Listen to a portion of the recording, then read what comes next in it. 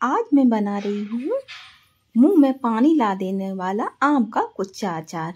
इसे बनाना बहुत ही ज़्यादा आसान है। इसे आप सिर्फ 10 से 15 मिनट में बनाकर रेडी कर सकते हैं और इसे स्टोर करके आप 1 साल तक रख सकते हैं। ये बिल्कुल भी ख़राब नहीं होता है और जब तक ये ख़त्म नहीं हो जाएगा आप इसे खाना नहीं बंद करेंगे। ये इतना ज़्यादा टेस्टी बनता है, बच्चे हों बड़े हों सभी को ये आम का कुच्चा अचार खाना बहुत ही ज़्यादा पसंद आता है। तो चलिए फटाफट से बनाते हैं। तो इसके लिए हमने ले ली है आधा केजी हरी मिर्च, साथ ही साथ आधा केजी ही हमने ले लिए हैं छोटे वाले आम। आपके पास जो भी आम हो आप उनका यूज कर सकते हैं और इन्हें हमने 1 से 2 बार अच्छे से पानी से धो लिया है और धोने के बाद हमने इसे धूप में हल्का सा सुखा लिया है। आप चाहें तो पंखे की हवा में भी इसको सुखा सकते हैं, लेकिन इस बात का ध्यान रखें कि मिर्च में और आम में बिल्कुल भी पानी नहीं रहना चाहिए। अगर इसमें हल्का सा भी मॉइस्चर होगा तो हमारा अचार खराब हो जाएगा।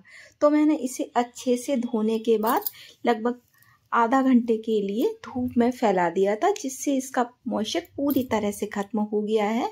और अब हम क्या करेंगे कि मिर्च के सारी जो डंडियां हैं उनको तोड़ के हम अलग कर देंगे। तो देखिए हमने अपनी सारी मिर्च की डंडियों को तोड़कर अलग कर दिया है। अब आम का जो ऊपर का पार्ट है ना उसको हम निकाल देंगे। तो बस आम का ऊपर का पार्ट निकालने के बाद हम इसको इस तरह से 4 स्लाइसिस में कट कर लेंगे। अब जो इसके बीच की गुठली है ना उसको हम निकाल के अलग कर देंगे।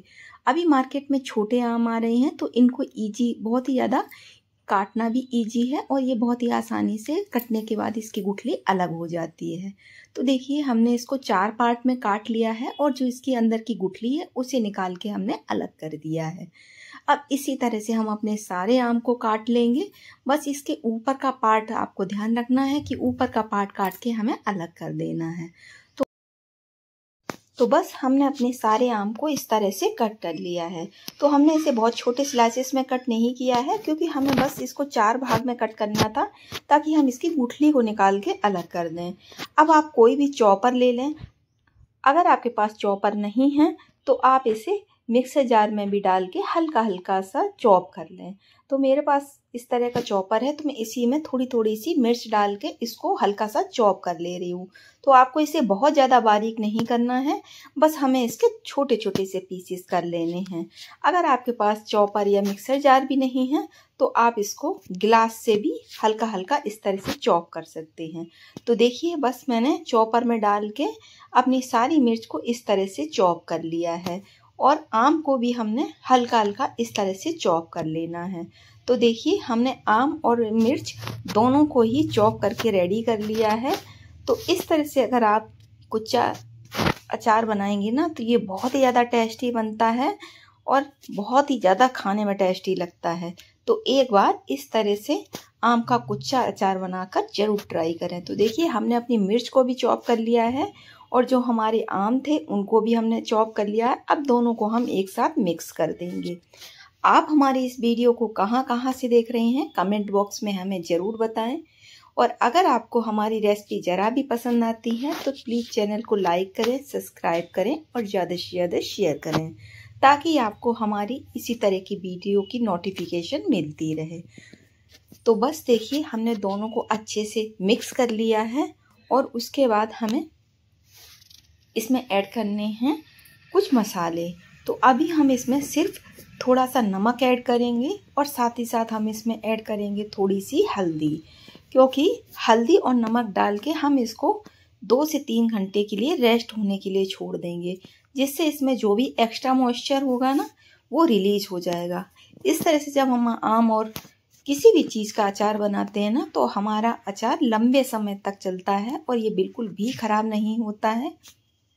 तो मैंने 2 से 3 चम्मच नमक डाला है और 2 से 3 चम्मच ही हमने इसमें हल्दी पाउडर डाल दिया है और बस अब हम इसको अच्छे से मिक्स कर देंगे ताकि हल्दी और नमक हमारे अचार के साथ अच्छे से मिक्स हो जाए और इसमें जो भी मॉइस्चर होगा ना वो रिलीज हो जाएगा। तो बस हम इसको 1 मिनट के लिए अच्छे से इस तरह से मिक्स करेंगे और उसके बाद हम इसको किसी भी चीज़ से ढक करके लगभग 2 से 3 घंटे के लिए छोड़ देंगे और 2 से 3 घंटे के बाद फिर मैं आपको दिखाऊंगी कि हमारे अचार में कितना मॉइस्चर था।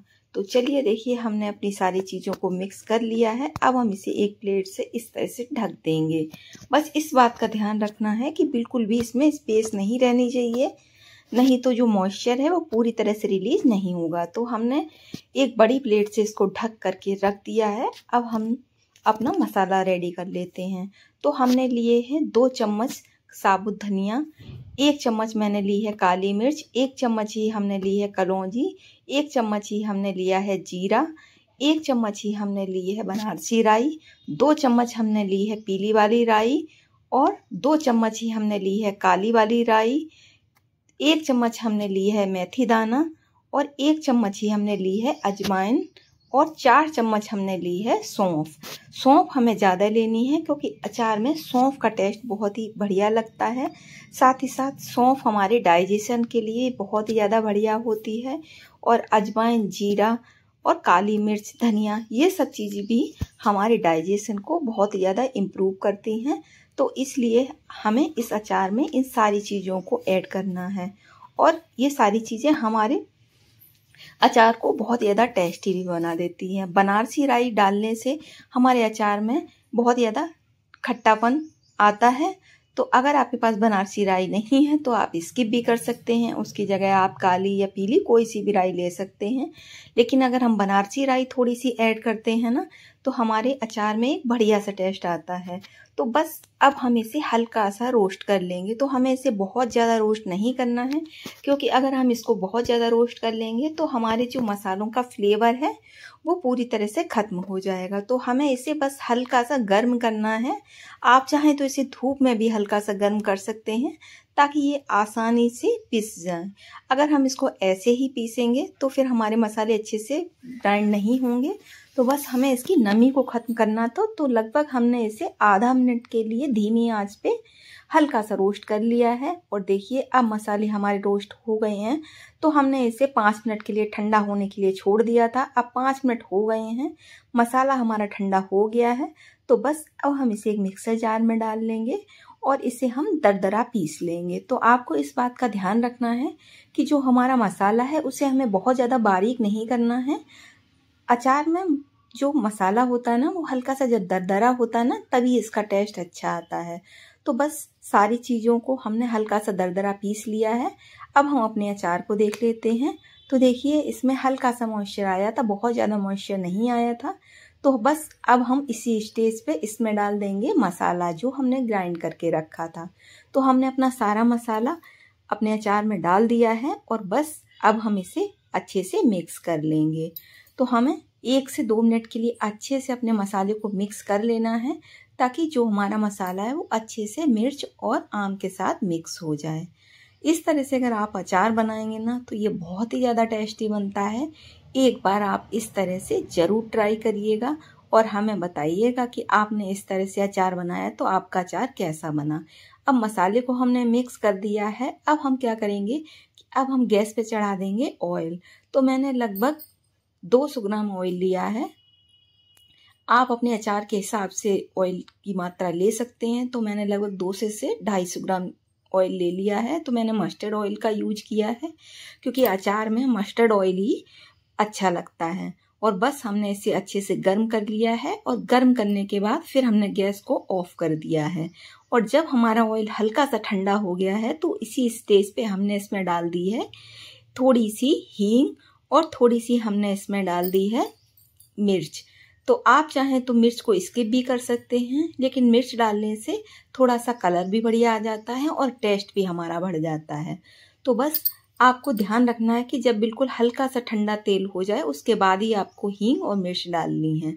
और बस अब ऑयल को हम ठंडा होने के लिए छोड़ देंगे। तो ऑयल हमारा ठंडा हो गया है। अब इससे पहले हम इसमें डाल देंगे थोड़ा सा सिरका। सिरका से हमारा अचार लंबे समय तक खराब नहीं होता है। तो मैंने लगभग 4 टेबल स्पून इसमें सिरका डाल दिया है। और उसके बाद जो हमारा ऑयल था वो हल्का सा ठंडा हो गया है।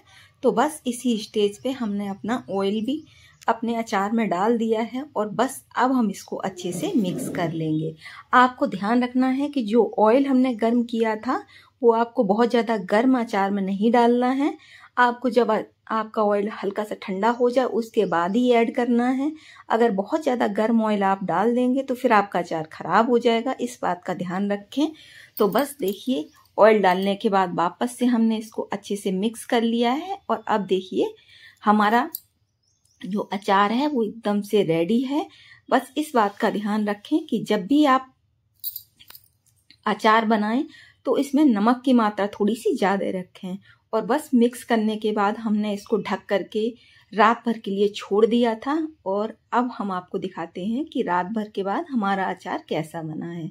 तो देखिए कितना परफेक्ट हमारा अचार बनकर रेडी हुआ है और देखिए इसका कलर भी कितना बढ़िया आया है। और बस अब आपको इसे किसी भी कंटेनर में स्टोर कर लेना है।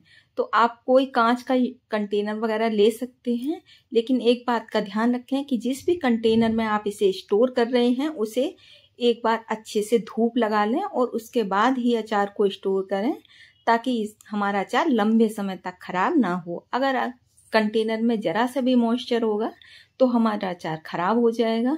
तो बस हमने इसे धूप लगाने के बाद इसमें स्टोर कर लिया है और देखिए हमारा कुच्चा अचार बनकर रेडी है। देखिए कितना टेस्टी हमारा अचार बनकर रेडी हुआ है। तो एक बार इस तरह से आप भी अपने घर पर इस कुच्चा अचार को बनाकर जरूर ट्राई करें और हमें कमेंट बॉक्स में बताएं कि आपने अपने घर पर इस कुच्चा अचार को बनाया तो आपका अचार कैसा बना और सबको कैसा लगा। तो अगर आपको हमारा वीडियो पसंद आया हो तो चैनल सब्सक्राइब